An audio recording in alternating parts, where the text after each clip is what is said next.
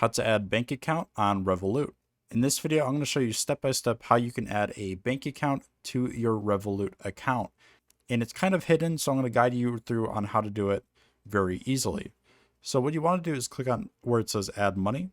It's going to ask you to enter in a card, but we don't actually want to enter in a card. We want to enter in a bank account. So what we have to do is go back, click on the top left on our avatar here. Then we want to scroll down to where we see account details. Tap on the account you want to add a bank account to. And then you want to scroll down to where you see add money directly from your bank. So you can go ahead and click on add money. And then you want to tap on where it says change right here. And you want to click on where it says connect a new bank account.